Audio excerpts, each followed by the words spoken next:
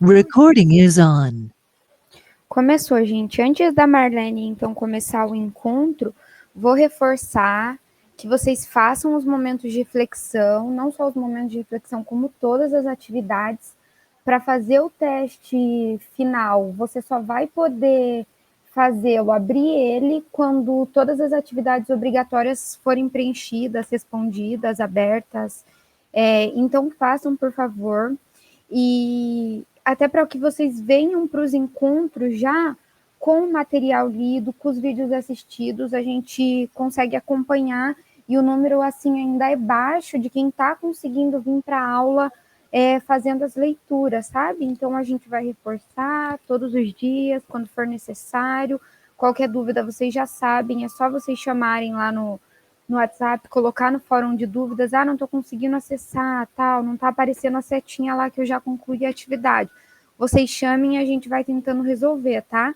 Mas é muito importante, amanhã é final de semana, a gente sabe que final de semana em tese é para descansar, mas se for o tempo que vocês tiverem para estar executando as atividades, é muito importante, porque na semana que vem a gente já conclui a transmissão ao vivo no dia 18, com a revisão, né, do conteúdo para o teste final, e aí no dia 19 já é o teste final. Então, assim, quem está atrasado, quem não acessou nem as atividades ainda do dia 2, tem que correr para dar tempo. Ainda tem 4 momentos ao total tem 4 momentos de reflexão para serem respondidos, então quem não respondeu nenhum tá um pouco atrasado, assim. Então a gente reforça esse pedido novamente e que a gente tenha um bom encontro, galera. É isso. Então, boa tarde a todos. Eu sou a Marlene, eu que vou conduzir a nossa aula de hoje. Nessa aula, gente, nós estamos terminando o formulário principal, que ontem a Magali encerrou com vocês o bloco 8, que era trabalho e remuneração. Nós estamos na penúltima página do formulário principal, no bloco 9 e 10, que nós vamos abordar hoje. Então, o bloco 9, ele se refere à coleta de assinatura do RF para contato, e os contatos dele, e daí fazer a marcação do bloco 10, que é uma marcação livre, ela é a partir da observação do entrevistador. Então, o que nós temos nesse bloco 9 como ponto de atenção? Antes de eu começar a falar sobre esse ponto, nós temos a questão da leitura da declaração. Não sei se alguém está com o formulário principal aí junto, fazendo a aula.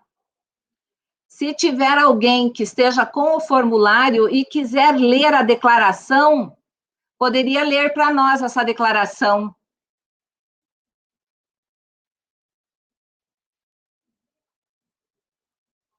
Ninguém está com o formulário em mãos?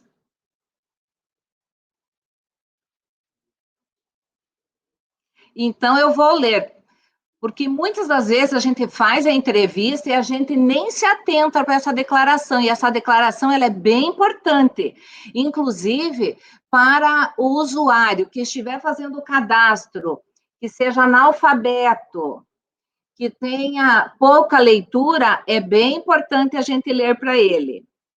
Declaro, sob as penas da lei, artigo 299 do Código Penal, que as declarações contidas neste formulário correspondem à verdade e comprometo-me a procurar a gestão municipal para atualizá-las sempre que houver mudança em relação às informações prestadas por mim nesta entrevista, ou no máximo em até 2 anos da data desta entrevista. Então, isso é bem importante, porque tem responsabilidade civil nas informações que o usuário dá no momento da entrevista.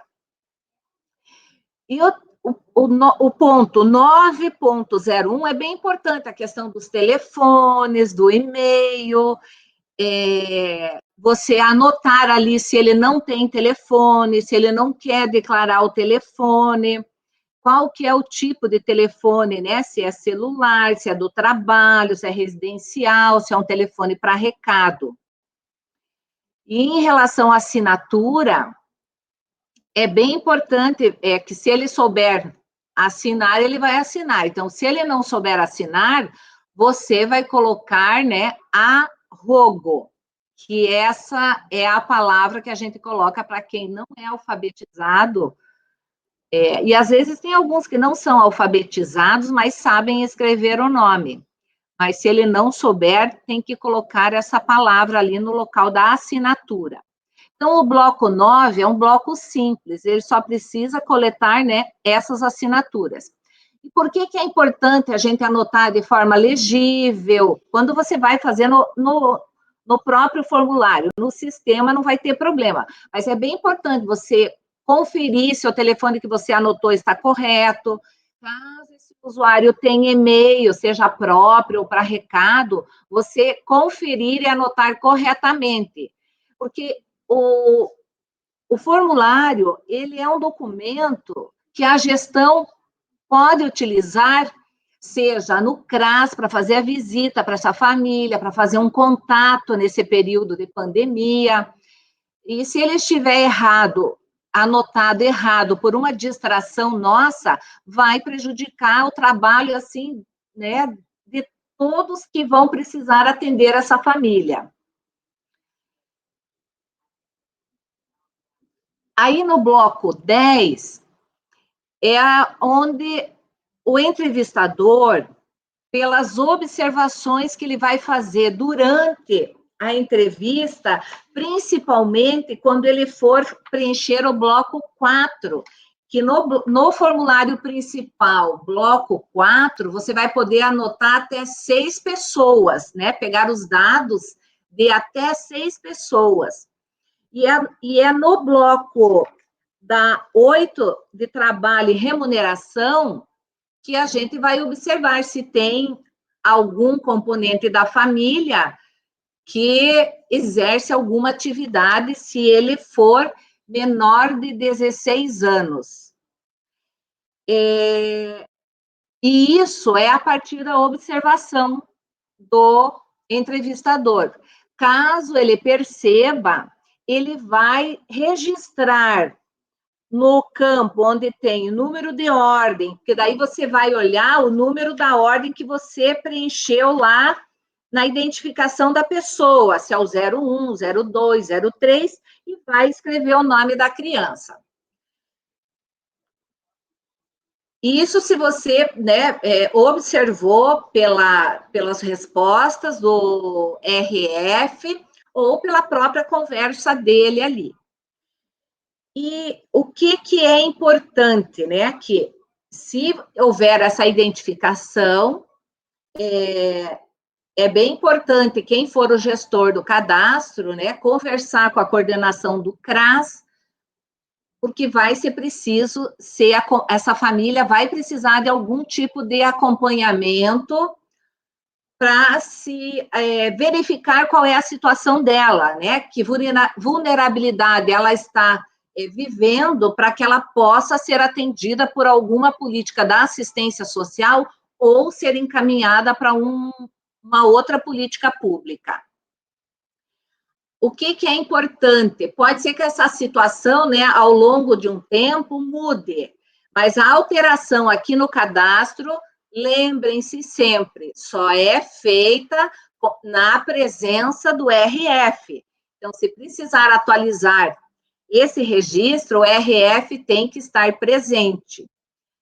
Vocês vão ver lá no manual do entrevistador, né, várias situações ali que eles esclarecem e orientam, né, como é que o entrevistador tem que estar atento, né, a essa informação que ele vai colocar ali.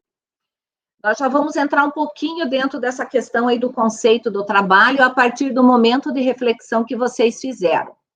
Mas o que é importante em relação ao comprovante, né, de prestação das informações? Então, a gente já chegou, né, ao final do cadastro, E daí, esse comprovante é bem importante você anotar todos os dados. Se você está fazendo no sistema, o sistema já vai gerar esse comprovante, né? Você vai entregar, né, pro RF, né? E ele precisa assinar esse recebimento. E uma coisa que é importante, né? Ele só vai receber esse comprovante caso nenhum componente da família tenha apresentado algum documento civil, né? Os documentos lá do bloco 5, né? Então, não foi apresentado nenhum documento dos componentes da família no bloco 5. Então, a família pode receber o comprovante, mas ela já fica sabendo. Não foi gerado NIS, esse cadastro, não foi gerado NIS para os componentes da família, fica pendente e ela não vai, é um cadastro que não vai ser verificado para nenhum programa social. Mas para o município já demonstra que é uma família que está em vulnerabilidade e ela precisa ser encaminhada para que sejam providenciados documentos civis. Normalmente, o assistente social do CRAS faz essa orientação. Agora, quando um documento tem um componente só da família que não tem documento, dá para entregar o comprovante, só que este membro da família não vai contar na análise de um programa social, como, por exemplo, o Bolsa Família, né? Então, esse componente não entra na conta lá quando o sistema vai olhar se ela tem perfil para o Bolsa Família. A gente não teve registro no fórum, pelo menos da última vez que eu entrei ali não tinha nenhum registro. E no momento Marlene, de refletir... Oi. A gente teve 3 dúvidas aqui no chat. Então pode falar. Posso? Um filho que está acompanhando a mãe analfabeta na entrevista, pode assinar? Não. Lembra o que eu falei lá no começo? Que você vai escrever arrogo. Tá. Quando a pessoa é analfabeta, só coloca o arrogo e assina ou precisa colocar a digital da pessoa também? Não, é só arrogo. É a única coisa que a gente escreve ali. Tá. Tem mais uma também da Gislaine. Quando o RF é acamado e não pode comparecer para atualizar, outra pessoa pode atualizar que esteja no cadastro? Não, o entrevistador tem que fazer a entrevista. Lembra lá no comecinho do cadastro? Faz a entrevista lá no item 1.08, com visita familiar. E faz a visita familiar e atualiza o cadastro lá. Vocês têm que lembrar que 20% das entrevistas precisam ser feitas no domicílio, para que nós conheçamos melhor quais são as condições dessas famílias que estão fazendo o cadastro único. A gente já sabe que o cadastro ele é voltado para as famílias em situação de vulnerabilidades, né, de pobreza, extrema pobreza. E hoje, muito mais ainda, pela pandemia. E a gente sabe que quem tinha subemprego, em função da pandemia, acabou perdendo essa atividade. E ela, na realidade, ela conseguia sobreviver, mas não era visível para o cadastro único. E hoje, com certeza, essa população vai passar a fazer parte do cadastro único pela condição que ela está vivendo hoje. Ela não era, ela era pobre, mas não precisava do cadastro, né? Fazer o cadastro para acessar algum programa de transferência de renda. E hoje, sem esse trabalho, com certeza, ela vai precisar do cadastro. Tem mais uma da Leonice, eu acho que você já respondeu. E na folha resumo, se a pessoa é analfabeta, a gente pode colocar só arrogo ou a digital? Não, a orientação que a gente tem no cadastro é escrever arrogo. Sim. Por enquanto aqui foi respondidas as dúvidas no chat. Silvani tá com a mão levantada. Silvani, pode abrir o microfone e ficar à vontade. Oi, boa tarde. Boa Oi, tarde. está me ouvindo? Eu tenho uma dúvida que aconteceu aqui. Eu sou gestora e entrevistadora, mas faz pouco tempo também que eu estou no CRAS. E um usuário chegou e pediu para mim verificar que a família, ela depende do Bolsa Família para sobreviver, mas ela tem um adolescente de 14 anos que trabalhava,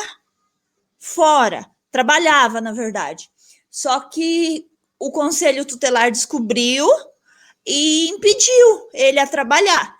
Aí ela procurou a gente lá no CRAS para ver o que a gente poderia fazer. Aí, segundo a assistente social, ela falou que eu teria que mudar alguma coisa dentro do cadastro da família, assinalar que esse adolescente trabalha, alguma coisa assim, mas eu não sei o certo, o que fazer, porque daí o que o município pensou em fazer, ajudar esse adolescente, porque nós temos aqui o menor aprendiz, né? Aí eles pensaram em inserir ele como menor aprendiz, para ele ter uma renda, né? Que aqui eles pagam um valor para esse menor aprendiz, em vez de ele trabalhar em outro lugar, ele ser inserido no menor aprendiz do município. Uhum.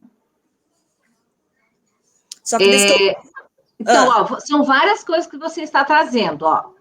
Ele estava fazendo um trabalho infantil, o conselho foi lá, ele estava em outra cidade, ele voltou para a cidade de origem. Ele está com a família agora. Não, ele mora na mesma cidade e trabalhava, né, para ajudar a família dele que mora aqui na cidade nossa. Ah, tá. Então, mas agora o município tem um programa de aprendizagem e vai incluir ele no programa de aprendizagem. Então, Isso. você vai precisar atualizar o cadastro, porque ele já deve estar no cadastro. Aí você vai atualizar, então você vai usar o formulário, o avulso. Nossa, cadê? Eu não estou com os formulários aqui na minha mão. Mas você vai usar. Hã? Eu vou ter que marcar lá que há trabalho infantil.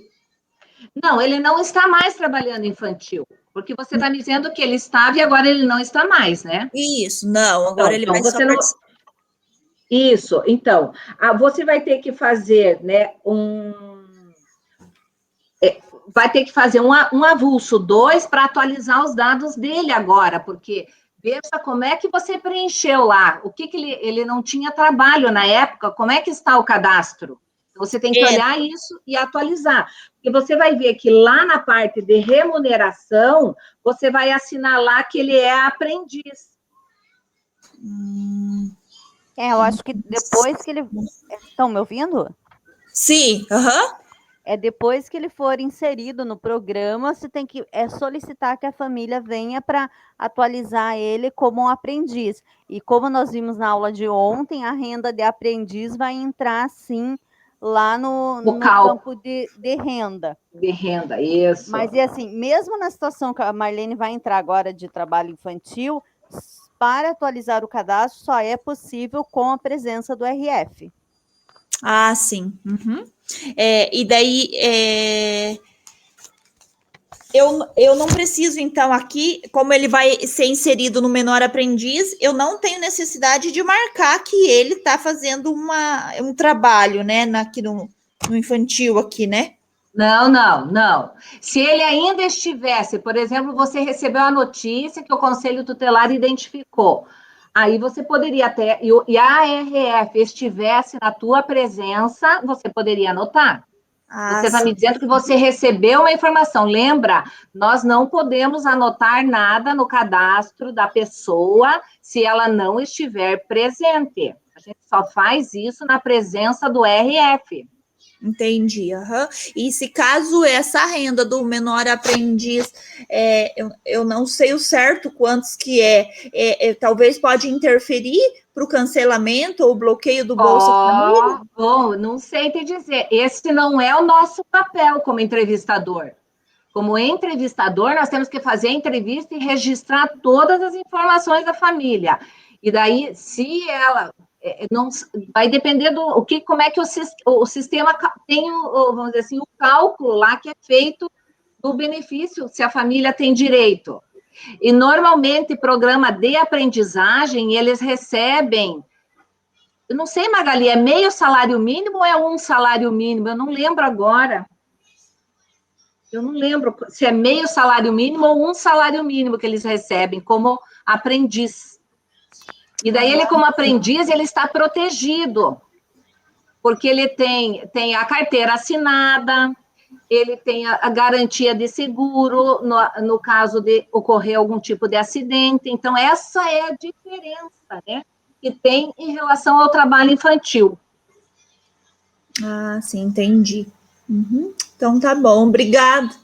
Imagine. Bom, então, já aproveitando que o teu tema é esse mesmo, do trabalho infantil, eu trouxe... Só um pouquinho aqui agora. Eu vou ter que compartilhar novamente aqui. Então, aí eu trouxe o momento de reflexão dos que responderam lá na aula, né, lá no chat, não, lá no momento de reflexão. Mas eu tentei fazer um resumo, né, para vocês entenderem bem essa questão do trabalho infantil. Então, o trabalho infantil, a Constituição Federal de 88, ela proíbe o trabalho de pessoa inferior a 16 anos. Então, veja, foi a partir da Constituição Federal que, lá no artigo 227 da Constituição, coloca que é dever da família, da sociedade e do Estado colocar as crianças e adolescentes a salvo de toda forma de negligência, exploração e violência a menores de 16 anos, com exceção quando ele participa de um programa de aprendizagem. Então, gente, foi a partir da nossa Constituição que essa situação foi regulamentada no país para que crianças com menos de 16 anos não fossem submetidas à exploração ou algum tipo de violência, né, que tire dela as possibilidades dela ter um desenvolvimento saudável, né? Porque, o que é trabalho infantil? Trabalho infantil é toda forma de trabalho, remunerado ou não, por crianças, né, exercido por crianças e adolescentes com idade inferior a 16 anos. E isso, gente, não tem relação com tempo de trabalho. Nós tivemos lá no momento de reflexão uma pessoa que colocou que até 10 horas de trabalho, daí seria trabalho infantil. Não, abaixo de 16 anos, nenhuma criança e adolescente deve ser submetida a trabalho. Isso porque, nossa, ficou bem na frente aqui para eu ler. Porque daí aqui embaixo eu já, né, esclareci ali que... Ai, não consigo ler aqui, pessoal. Qual parte, Marlene? A parte de baixo ficou bem em cima, eu só consigo ler. E com exposição a riscos nas atividades... Você pode ler para mim essa parte? Você consegue ler? Uhum. Quando a criança é submetida a longas jornadas e com exposição a riscos nas atividades domésticas, esta é considerada trabalho infantil? Será que é isso? Está sob trabalho infantil. Uhum. Então, é isso, né? Então, uma criança que chega em casa, ela tem que limpar toda a casa, não vai ter tempo de estudar, ela tem que ficar cuidando dos irmãos, e não tem tempo de ser criança, né? Ela é submetida a um trabalho, ou mesmo a família tem um negócio próprio, e ela chegou da escola, ela tem que ir lá trabalhar o tempo todo, exigindo dela esforço, a atenção que, às vezes, nesse período, dependendo da idade que ela está sendo submetida a uma condição que a idade dela, a maturidade dela não permite. Então, ela acaba tendo responsabilidades que não estão, que ela não tem condição de assumir. Então, ela vai falhar, ela vai errar, ela vai se distrair, porque a criança não está no momento de aprendizagem de trabalho, ela está no momento de continuar o seu desenvolvimento de aprendizagem, ela precisa das brincadeiras, porque as brincadeiras são importantes na formação da vida dela, e quando ela perde isso, é só pensar em algum de vocês. Se vocês precisaram trabalhar quando vocês eram menores, e não tiveram tempo de brincar, de ter amigos, não tiveram tempo de estudar, dificuldades para seguir na escola, por isso é importante a gente identificar essa condição, mas não na visão de policiamento, de fiscalização. É uma atitude da gente identificar que aquela criança não está podendo ser criança. Por isso, entra a política de assistência social para dar apoio para essa família, né? Porque dentro da política pública, o Estado tem responsabilidade na segurança dessa família, para que essa família tenha condições de oferecer segurança para os seus membros. Então, por isso a importância da gente encaminhar, porque daí o assistente social vai atender, vai fazer a visita, vai ver quais são as condições e vai encaminhar o que deve ter acontecido no caso desse exemplo que nós acabamos de ouvir, né? A criança estava trabalhando, e é um trabalho assim, porque ela, sendo de menor, num trabalho normal, ela não é registrada, porque ela não pode ser registrada, então ela não tem garantia nenhuma. Por isso que o programa de aprendizagem vai garantir para ela um período no programa de aprendizagem e um período executando alguma atividade na empresa. Então, ela não vai ser um aprendiz que vai ficar o dia todo lá, não. Um período ela vai ficar no curso e um período ela vai trabalhar, vai executar essa aprendizagem dentro da empresa. Então, a diferença, né, por exemplo, desse adolescente é que ele estava trabalhando sem garantia nenhuma. E no programa de aprendizagem, inclusive, ele vai ter a carteira assinada, né, vai ter um seguro, e que garante melhores condições de vida para ele. E por isso, né, que abaixo de 16 anos, né, a partir de 14 anos, ele pode trabalhar pela lei 10.097, no artigo 428, né, ele pode trabalhar através de um contrato de aprendizagem, onde esse adolescente, ele está inscrito num programa de aprendizagem, vai ter uma entidade que acompanha esse programa, se não for uma equipe própria da prefeitura, que acompanha esse programa de aprendizagem, porque ele tem que ser capacitado para poder colocar em prática na empresa o que ele está aprendendo. Então, ele vai receber uma formação técnica e profissional, mas condizente com a condição de aprendiz, ou seja, com as condições de maturidade que ele vai ter, né, dentro das possibilidades dele. E ele vai ter uma carteira de trabalho assinada. Então, esse é o trabalho de aprendizagem. E aí a gente tem dúvidas, né? Puxa, mas então o que é esse trabalho doméstico, né? Então, o trabalho doméstico são os afazeres que a criança e o adolescente têm de arrumar o seu quarto, fazer pequenas atividades na casa, que são responsabilidade de todos na família. E isso todos nós já fizemos e fazemos hoje, enquanto adultos. E faz parte da educação que a família vai dar para esse membro, que todos contribuam na casa, mas é diferente quando essa criança assume a responsabilidade de todo dia ter que fazer almoço,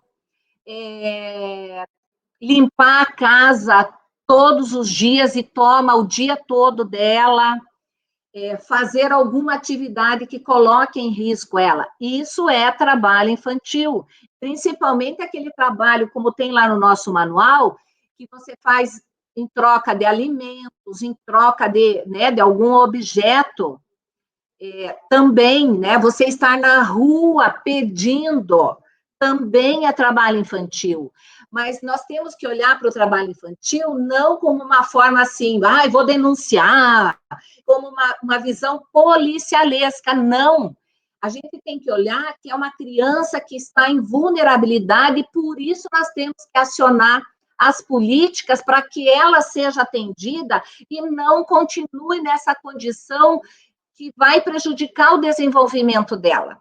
Então, por isso que olhar, né, o entrevistador olhar e perceber que existe um trabalho infantil, não é um olhar de denúncia, não, é um olhar de cuidado, de acolhimento, para que a política social possa ser acionada e essa criança não tenha o seu direito de desenvolvimento violado, porque a família não tem condições de se manter, as crianças estão ajudando a família, como a gente teve no exemplo anterior. Mas é papel nosso tirar essa criança dessa condição e oferecer uma condição adequada para ela, que foi a solução que o município encontrou para aquele adolescente, né? Para que ele fosse para um trabalho de aprendizagem, onde ele tem mais garantias de saúde, de cuidado para o seu desenvolvimento. Então, eu não sei se aqui vocês têm ainda alguma dúvida. Gostariam de fazer mais alguma pergunta? Por enquanto, no chat não tem nada, Marlene, referente à questão do trabalho infantil. Então, nós temos... Acho que a gente podia só reforçar essa questão do trabalho infantil, que mesmo sendo uma suspeita, ele pode sim ser anotado no campo lá, e daí o entrevistador vai descrever abaixo, um campo aberto, onde o entrevistador pode descrever e vai passar isso para o gestor, que vai estar articulando com a política da assistência social para verificar. Também lembrando que só pode desmarcar o campo do trabalho infantil numa nova entrevista com a família, mesmo que seja informado, né, que superou a situação, tem que chamar a família para fazer a atualização para poder desmarcar esse campo. Bem lembrado, Maga, é isso mesmo. Então, nós encerramos o formulário principal. Agora, nós vamos para os avulsos. O avulso 1, ele então, nós vamos ver agora como é que eles funcionam. Então, o avulso 1, ele é para quando a gente... Então, você já tem preenchido o principal. Então, para atualizar, vocês têm que lembrar, a gente não pode riscar o formulário principal, a não ser naquela situação que a gente já apresentou bem no início do curso, né? Que você vai colocar um traço, 2 traços. Inclusive, nesse campo 10 lá, se você não for preencher nada na entrevista, não tem nenhuma indicação de trabalho infantil, você vai fazer um traço único, né? Esse campo transversal ali, para que ele não seja preenchido sem a presença do RF. E daí, já no avulso, o que é o avulso 1? O avulso 1, ele vai trazer, né, a identificação do domicílio. Então, na próxima entrevista, você vai fazer no papel você não vai riscar o formulário principal. Então, você vai pegar o avulso 1 para atualizar o endereço da família que está lá no bloco 1. Você pode ser as características do domicílio que está no bloco 2, porque ele pode ter mudado de endereço, pode ter mudado alguma característica do domicílio. O bloco 3 vai depender aí, né? Porque é família indígena ou família quilombola. mas pode ter alterado alguma coisa aqui no bloco 3 em relação à quantidade de pessoas na família, pode ter alterado, pode ter aumentado o número de famílias conviventes ou não, né, ter reduzido. Pode ter alguém da família que, na época da entrevista, não estava afastado mais de 12 meses, né? E agora, com o novo período de atualização, se ela continuou afastada, vai ser identificado, ou vai ter que retirar ela da lista de componentes da família. Então, o avulso 1, ele serve para isso, né? Para atualizar também as despesas da família, se ela mudou de escola, ou do CRAS, que atende ela. Então, esse avulso 1 é sempre para a gente fazer a atualização em função de alguma mudança, e inclusive lá no bloco 9 e o bloco 10, que a gente acabou de falar. Também aquela questão lá, lembra da pergunta que eu fiz, né? Até quantas pessoas a gente pode registrar no formulário principal? 12 pessoas. Pode acontecer, e eu já vi acontecer, de alunos comentarem da família ter mais de 12 componentes. Aí você vai precisar do avulso 1 para continuar o registro. E só lembrem, que no formulário principal você tem a ordem numérica até 12. Já no avulso 1, você vai verificar que não tem numeração. Por quê? Porque você vai continuar a atualização com o 13º, 14º, e assim por diante você vai anotar, né, a atualização. Aí nós temos o avulso 2. O avulso 2 é quando no formulário principal, vocês lembram, no formulário principal a gente pode fazer o registro de até 6 pessoas. O avulso 2, ele serve justamente para isso. Se eu tenho mais de 6 pessoas, ou eu errei no registro, eu vou usar esse avulso 2 para passar a fazer os registros da identificação da pessoa, dos documentos, e se a pessoa tem algum tipo de deficiência, a escolaridade dela, trabalho e remuneração, né? Então, que são os blocos que envolvem identificação de cada componente da família. Então, no caso de vocês errarem algum componente, usa-se o avulso 2 para você fazer os registros corretos. E todos eles, formulário principal tem comprovante, avulso 1 tem comprovante, avulso 2 tem comprovante. Então, todos eles devem ser preenchidos e entregues para o RF.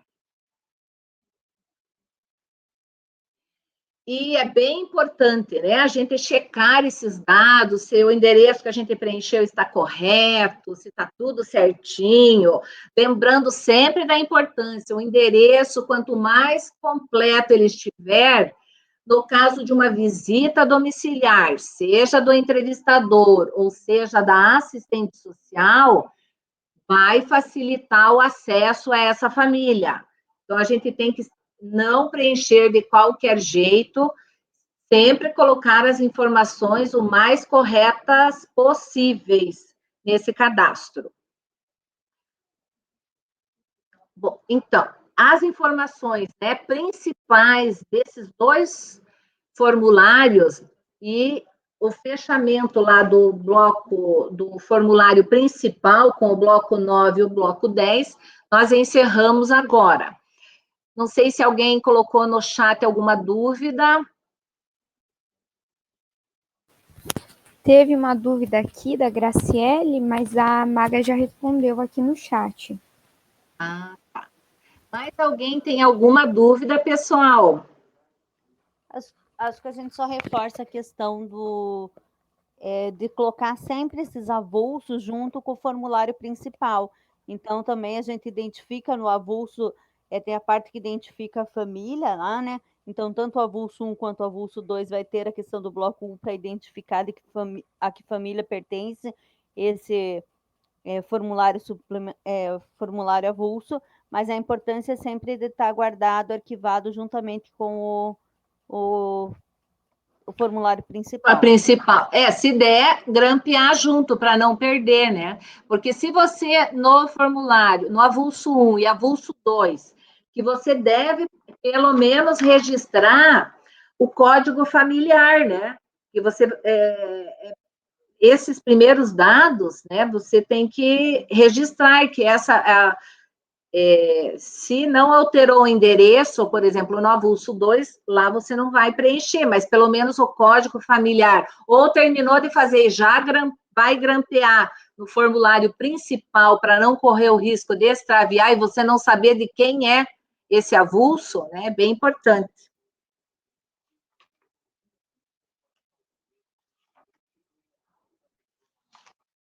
Mas alguém tem alguma dúvida? Surgiu, Marlene, uma aqui no fórum, do Marlon. Em relação ao trabalho infantil, é passado para o Conselho Tutelar? A renda da criança é inclusa na renda bruta familiar? Então, quando você está fazendo o cadastro, que você está fazendo o cadastro individual, né? Você vai fazer lá dentro do formulário principal, você vai identificar essa criança e vai colocar ali que ela está trabalhando e a renda dela. Quem vai somar a renda da família é o sistema, não é o entrevistador. Porque vocês lembrem. Ontem na aula, a gente passou por essa questão de registrar renda. Para menores de 14 anos, só registra o 8.09, o item 02 e o 04, que é pensão alimentícia ou a questão da aposentadoria, BPC. Essa renda do trabalho infantil não é registrada, porque, em tese, é uma violação de direitos e essa criança ela precisa ser retirada dessa situação. Então, essa renda não vai contabilizar, a não ser que seja uma situação de aprendiz, de estagiário, senão ela não entra na renda. Ok, então. Menos de 14 anos não entra. Aí, beleza. Deve passar para o gestor municipal. O gestor municipal deve ter esse fluxo no município, ou seja, numa rede de proteção, ou passa para assistência social, né? Ou para o conselho tutelar, daí tem que ver como que é o fluxo dentro do município. Mas isso não é papel do entrevistador fazer isso, né? E acionar conselho tutelar, não. Por isso você tem uma equipe técnica dentro do CRAS. É ela que tem que tomar essas providências. Você vai fazer a entrevista e, como a Magali lembrou da aula de ontem, né? Se existe um trabalho infantil com remuneração, ele não vai ser registrado, porque ele não vai computar na renda da família, porque ele vai ter uma ação do município para retirar ele desse trabalho infantil. Acho que é isso, né, Maga? Sim. Mais alguma dúvida, pessoal? Por enquanto, no chat não tem mais nenhuma dúvida, Marlene. Bom, gente, a nossa aula de hoje era bem curtinha, né? Era só para a gente fechar o formulário principal e a gente falar do avulso 1 e avulso 2. E daí, na aula de segunda-feira, nós vamos continuar, porque tem o suplementar 1 e o suplementar 2, que eles têm muito mais informações que precisam ser coletadas do RF, e aí a gente vai dar continuidade lá. Então, hoje eram só esses temas. Se vocês não tiverem mais perguntas, encerramos a aula por hoje.